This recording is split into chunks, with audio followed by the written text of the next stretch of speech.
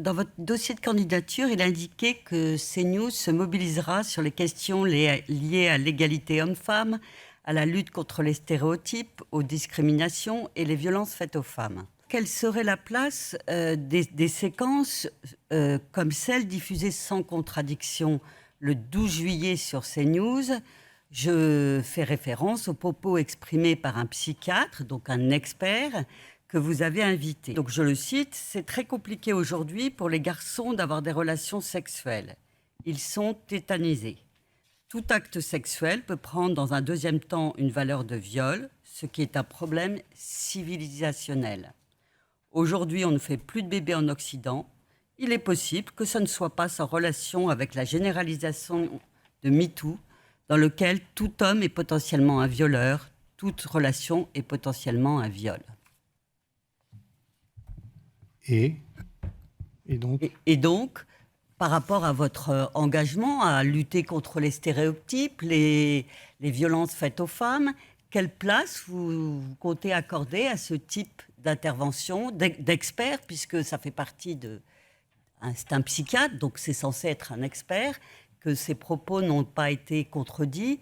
Donc, voilà, comment pouvez-vous nous expliquer comment vous allez cadrer vos propositions d'émissions, de séquences, de nature de vos émissions qui vont permettre de lutter contre les stéréotypes? Je suis un peu gêné parce que je ne voudrais pas être désagréable, mais ce que vous venez de faire, c'est exactement ce que les gens nous reprochent, c'est-à-dire de retirer 2 phrases sur 20 minutes de débat. Et si vous regardez bien, parce que on l'a bien évidemment rediffusé en intégralité sur les réseaux sociaux, sur le site, parce que c'est chez Jean-Marc Morandini, l'émission de Morandini dont vous parlez, on a bien rediffusé l'ensemble de l'intervention et vous avez du début à la fin des contradictions, y compris de la part de Jean-Marc Morandini et des gens sur le plateau. Donc voilà, donc on ne peut pas reprocher à une personne de dire... Sur le fond, on a des contradictions sur l'affaire dont je ne veux pas parler parce que c'est une affaire judiciaire en cours. Et je ne parle pas de cette partie-là, puisque je pense que ça n'a pas lieu d'être. Mais sur ces propos, précisément, il n'y a pas de contradiction. Donc, on ne va pas en faire... Ici, ce n'est pas le lieu pour en discuter. C'est juste, voilà, quels engagements pouvez-vous prendre pour que les questions de lutte contre les discriminations, contre les stéréotypes, contre les violences faites aux femmes, puisque vous dites que vous souhaitez vous y engager dans votre prochaine convention, comment cela va s'exprimer ? L'idée n'étant pas de faire de la polémique sur cette séquence. Alors, on parle de droits des femmes, de diversité, de parité. Je pense véritablement que CNews est l'exemple type de ce qui se fait le mieux aujourd'hui sur les chaînes info. Si l'on parle de parité, on est la seule chaîne info qui, 8 heures d'affilée, donne la parole à des présentatrices femmes. Donc nous avons de 12 heures à 20 heures, 8 heures d'affilée, où les 4 émissions phares sont dirigées, tenues, y compris la rédaction en chef, par des femmes. Donc de Sonia Mabrouk, Nelly Denac, Laurence Ferrari, Christine Kelly, 8 heures d'affilée. Donc en ce qui concerne la parité, véritablement, je pense que CNews ne peut pas être critiquable. Sur la diversité, moi je suis toujours gêné. La diversité, c'est quoi? C'est de pointer du doigt une couleur, une race, une religion. Je suis très gêné parce qu'avant tout, les gens qui sont sur CNews sont des journalistes professionnels. Et à aucun moment on se fait le distinguo de savoir d'où ils viennent et de quelle origine. Mais si vraiment il faut répondre, nous avons quand même, y compris derrière nous, quelques personnalités qui prouvent bien que nous avons aussi, nous mettons un point d'honneur à illustrer sur notre antenne toute la diversité de notre pays, culturelle, religieuse, ethnique. Et sur la séquence dont vous avez parlé, bien évidemment, nous avons d'abord été sous le choc de ce qui s'est passé. Et nous avons interrogé un psychologue qui parle très souvent sur nos antennes, et ce qu'il a dit nécessitera évidemment un autre débat. Je suis complètement d'accord avec vous. Mais le présentateur a bien, effectivement, joué son rôle. Pour parler des sanctions, juste un petit rappel, la chaîne existe depuis 2017. En 2017, il n'y a eu aucune sanction. 2018, 0. 2019, 0. 2020, 0. 2021, 0. 2022, 1. 2023, 0. Et 4 en 2024.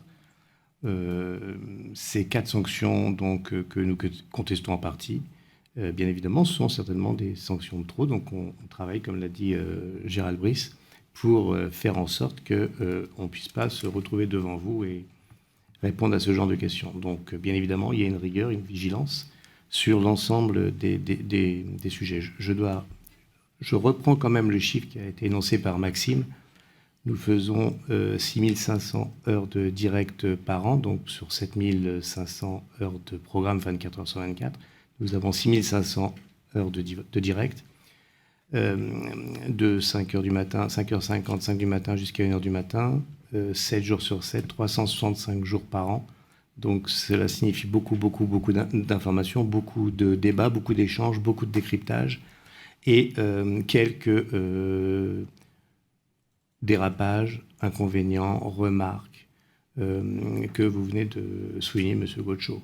Cela représente 0,012% de notre temps d'antenne. Est-ce que c'est déjà trop? Oui, certainement. Je rebondis sur ce que disait M. Nedjar en parlant du 0,012%.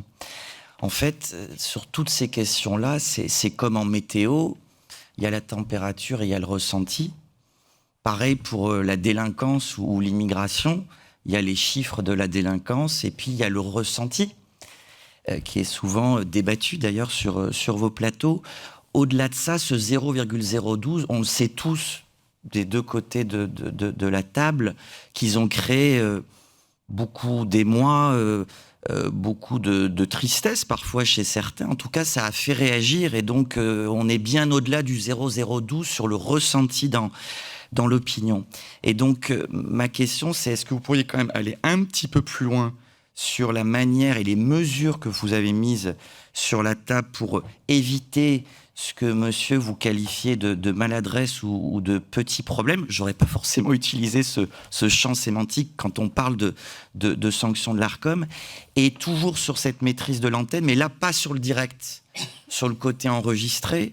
On a tous aussi à l'esprit une émission d'enquête d'esprit. Vous pensiez qu'on n'allait pas en parler, du coup je me permets d'en parler, qui avait créé il y a plusieurs mois, là encore, beaucoup d'émoi dans l'opinion publique. Vous aviez exprimé d'ailleurs vos regrets.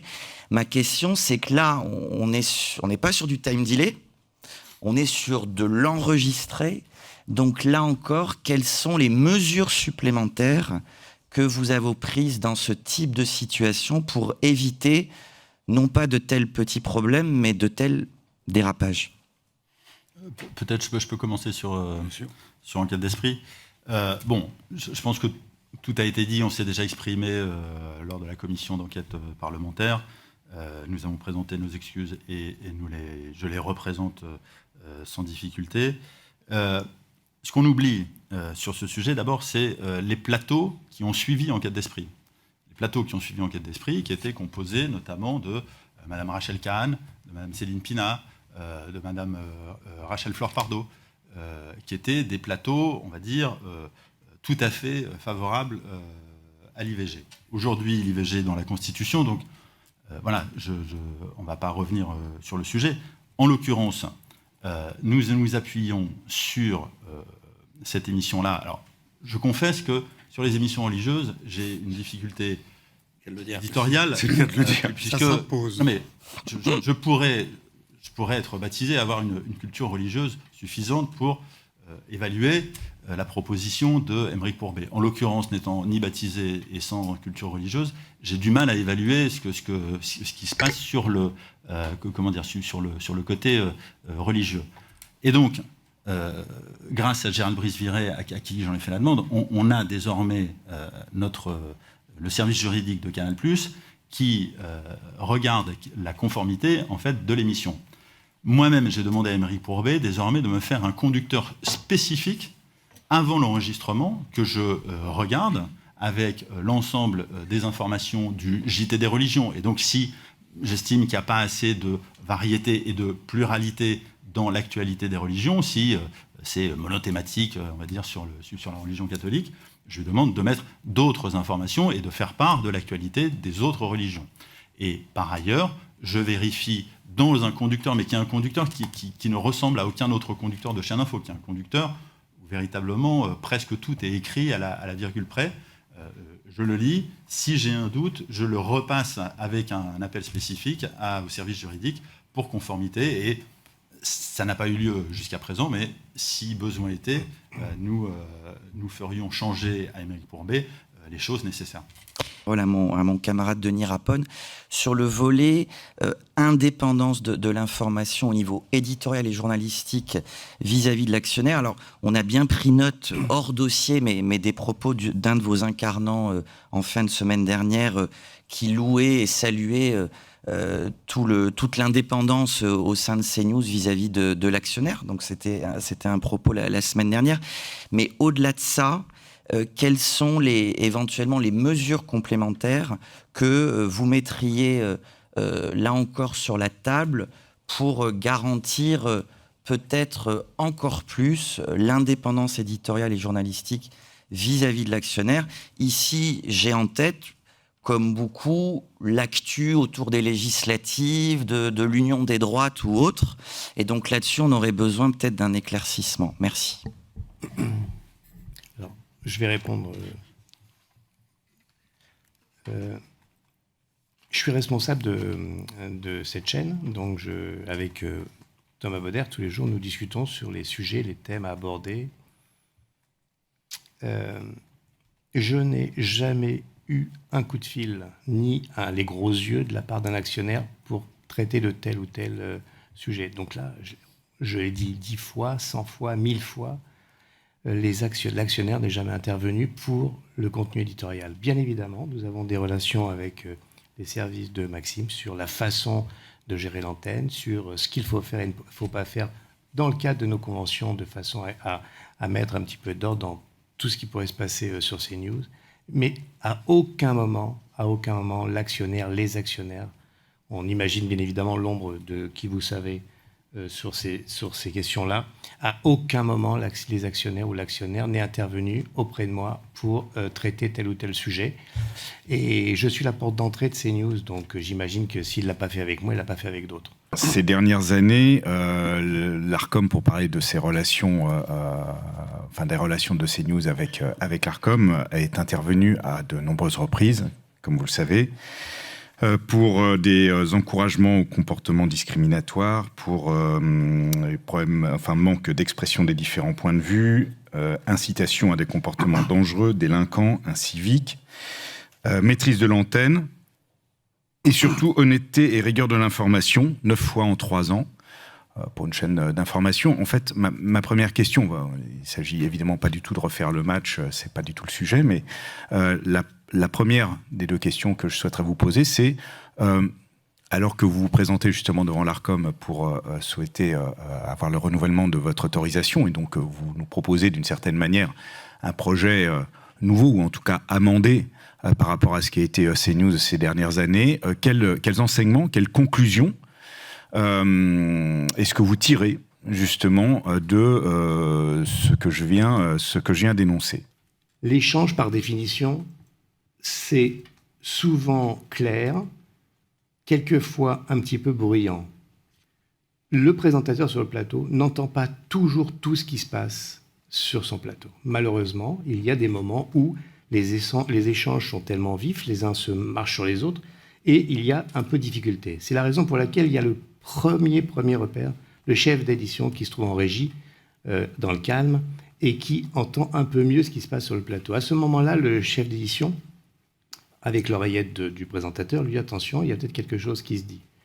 Et puis le chef d'édition, il doit gérer sur une heure à peu près une dizaine d'éléments qui passent à l'antenne, des interviews, des sujets, etc. Donc lui-même, peut-être, peut avoir un manque de concentration. Je parle d'exception. Hein. À partir de ce moment-là, vous avez un rédacteur en chef vocalier qui se trouve à un étage supérieur, qui est plutôt dans le calme, et qui aussi peut servir de garde-fou. Mais surtout, et j'insiste là-dessus, donc c'est ce que vient de dire bien évidemment le directeur de l'information, Thomas Bauder, nous avons ce qu'on appelle un intercom, enfin c'est un petit truc, on appuie sur un bouton, il y a un micro et on parle. On parle à la personne qui se trouve en régie.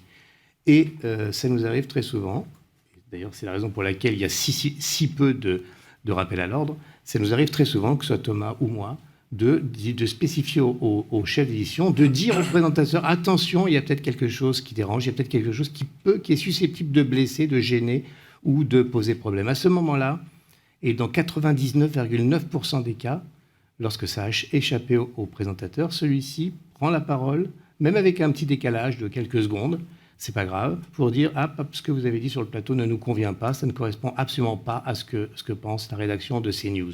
D'abord, un tout petit commentaire personnel. J'entends ce que vous dites sur le fait que vous assurez énormément d'heures de direct chaque jour, ce qui est le cas de toutes les chaînes d'information. Mais le fait est aussi que CNews est quand même la chaîne d'information auprès de laquelle l'ARCOM a dû le plus intervenir ces dernières années.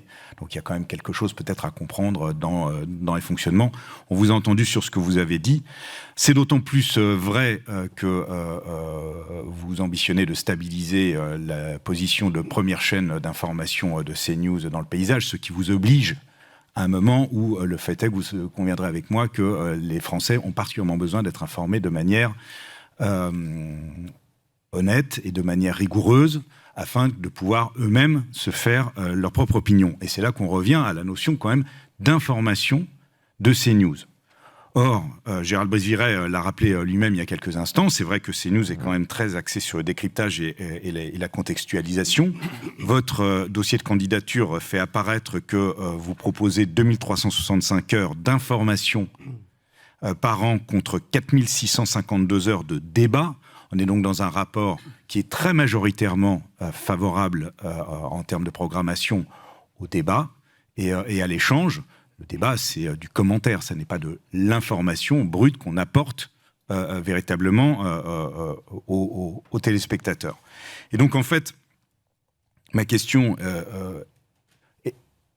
elle me tient d'autant plus à cœur que sur toutes les interventions qu'il y a eu de l'ARCOM, que je ne vais pas à nouveau citer, dans l'immense majorité des cas, cela a porté non pas sur de l'information, mais sur du débat, justement sur du débat. Donc en fait, ma question est la suivante. Seriez-vous prêt, dans un nouveau projet de CNews, si j'ose dire, à vous engager à faire remonter très largement la part d'information qui doit être véritablement l'essence même d'une chaîne d'information qui a, comme vous le rappelez, 200 journalistes, par rapport à celle du débat et de la discussion, pour reprendre votre terme. Merci. Je pense qu'il faudrait discuter avec vos services qu'est-ce qui est information et ce qui n'est pas information, parce que j'ai du mal à vous comprendre, Monsieur Goetschel, mais je suis prêt à en parler avec vous, et pourquoi pas à augmenter ce taux-là. Pardonnez-moi, mais je veux bien qu'on soit dans un débat sémantique sur c'est quoi l'information, c'est pas quoi, qu'est-ce qui n'est pas de l'information. Je crois que les choses sont claires. L'information, c'est quand on apprend quelque chose à des gens et qu'ils en découvrent l'existence. Enfin, pardonnez-moi, mais j'entends les décisions du Conseil d'État, mais vous parlez aussi à quelqu'un qui a 30 ans de journalisme derrière lui. Donc là, pour le coup, c'est la question que je ne comprends pas bien, quoi. Il n'y a pas de question. Il y a simplement le fait qu'on apprend tout le temps des choses sur CNews. Nous avons aussi 30 ans, 35 ans de journalisme, et nous considérons que ce sont pour la plupart des émissions d'information. Et on peut en débattre une par une, de la matinale, de l'émission de Pascal, de Morandini, de Sonia Mabrouk, de 188, de Face à l'info. Est-ce qu'on est sur une émission d'information ? Oui, nous sommes dans une émission d'information, monsieur le conseiller. Mais vous ne répondez quand même pas à la question qui vous est posée par Hervé Goetschel. C'est vrai que dans votre dossier de candidature, journaux d'information et flash, c'est un peu moins d'un tiers de la programmation. Est-ce que ce taux peut être remonté ? Que la part de hard news, comme on dit, d'information brute, qu'elle soit commentée après par des émissions, toutes les chaînes d'infos sont sur ce mouvement-là. Donc, c'est pas ça qui choque le régulateur. La question qui vous est posée, c'est de savoir si la part d'information stricte, journaux, flash, peut être augmentée par rapport au dossier que vous nous avez présenté. Je crois que je vais laisser mes collègues parler, mais c'est tout à fait possible que ce taux soit augmenté. Est-ce qu'en revanche, on est prêt à prendre l'engagement aujourd'hui d'augmenter ce taux ? Je ne sais pas. Je pense que ce qui a fait le succès de la chaîne, c'est de s'adapter aux circonstances, aux évolutions du paysage et de l'actualité elle-même. Donc je ne sais pas si aujourd'hui on est en mesure de prendre cet engagement. J'entends la demande, on va peut-être y réfléchir quelques jours, mais moi je pense que ce qui est essentiel pour nous dans le groupe Canal+, et en particulier pour CNews qui est dans un univers concurrentiel absolument délirant, puisqu'il n'y a pas un pays au monde où il y a autant de chaînes d'information gratuites, avoir la capacité d'adapter le format à ce même paysage concurrentiel me semble indispensable. Et donc prendre un engagement spécifique sur la grille, plus spécifique en tout cas que ceux qu'on a déjà pris, me semble un peu dangereux, mais on peut y réfléchir. Dans ces débats, on met sur la table un certain nombre de sujets qui sont qualifiés en droit de sujets prêtant à controverse et qui nécessitent donc une attention toute particulière sur la question du pluralisme. Votre chaîne est à l'origine de cette décision du Conseil d'État dont nous avons déjà parlé, qui est quand même un petit coup de tonnerre dans l'univers audiovisuel. Donc forcément, on attend... Je dirais RSF est à l'origine. RSF à propos de CNews. Et donc forcément, on a regardé votre dossier avec beaucoup d'attention sur ce que vous pouviez apporter comme changement sur cette question du pluralisme vu dans le cadre de la décision du Conseil d'État. Et lorsqu'on regarde votre dossier sur le pluralisme, on parle de pluralisme politique, de temps de parole, mais il n'y a absolument aucun engagement nouveau sur la manière dont vous allez pouvoir appréhender ce que vous avez dit, et j'ai noté pluralité thématique, pluralité opinion, pluralité intervenant. Il y a un certain nombre d'autres données. Par exemple, nous vous avons reproché il y a peu d'avoir ouvert aux auditeurs le débat et tous les auditeurs allaient dans le même sens. Donc vraiment, il y a un certain nombre de précautions à prendre quand on prend des sujets prêtant à controverse. Vous nous dites... Nous allons revoir, nous allons engager des personnes pour travailler particulièrement sur cette question-là. C'est pas assez concret. Là, il nous faut plus de concret. Il faut qu'on sache exactement quels sont les dispositifs que vous envisagez de mettre en place pour répondre à cette exigence de pluralisme, encore une fois, telle qu'elle se pose plus particulièrement à vous, compte tenu de la manière dont vous appréhendez la chaîne d'information. Alors, je conteste totalement ce que vous dites quand vous dites qu'elle s'impose plus particulièrement à nous. Elle s'impose à toutes les chaînes de la même façon. C'est la première chose. Je ne vois pas pourquoi elle s'imposerait davantage à CNews qu'aux autres chaînes.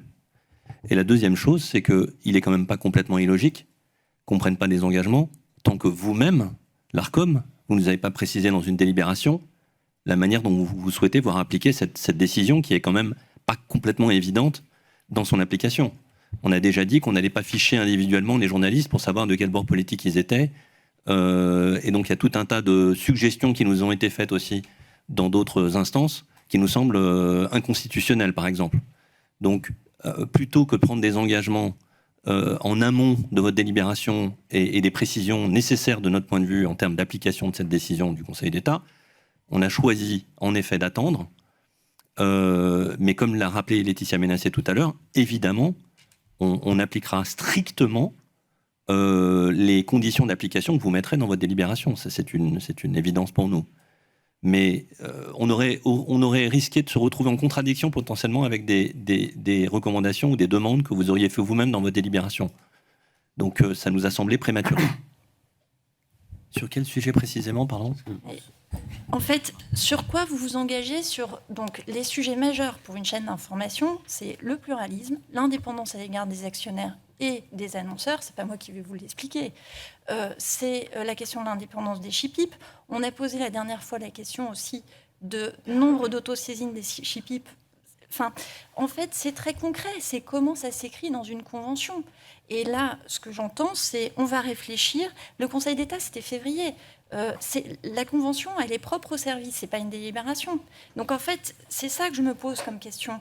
Au terme de cette audition, et vu votre candidature, quelles sont les réponses que vous avez concrètement à poser ? C'est pas une question de personne, ni même de je n'ai pas reçu de coup de fil, c'est une question d'organisation, c'est très structurel, c'est objectif. Et vous l'avez dit de manière très claire, vous avez tout à fait raison, vous n'êtes absolument pas le seul impliqué dans des engagements conventionnels. Bien sûr que tous vos concurrents le seront. Ils le sont déjà d'ailleurs pour la question de l'organe indépendant, de la personne indépendante dans un conseil d'administration. Ils le sont déjà. Là, ce que j'ai pas entendu quelque chose de concret en fait. Je vais laisser mes collègues compléter. Sur le pluralisme, j'y reviens. J'attends quelque chose de concret aussi. Pardon, mais la décision du Conseil d'État en l'état n'est pas concrète. Elle n'est concrète en rien et on a eu l'occasion d'en parler ici même. Donc, le Conseil d'État, il rappelle une disposition qui est dans la loi de 86, que vous connaissez. Voilà, le pluralisme des courants de pensée et d'opinion doit se retrouver dans l'ensemble des programmes des chaînes de télévision. C'est une obligation qui s'impose, vous l'avez dit vous-même d'ailleurs, à l'ensemble des éditeurs. C'est ça que rappelle la décision. Absolument.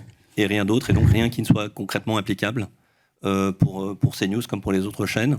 Et donc, nous attendons avec... Le pluralisme des courants de pensée d'opinion, c'est un concept qui est quand même assez clair. Absolument. Il faut retrouver sur les antennes une diversité de courants de pensée et d'opinion sur l'ensemble des programmes.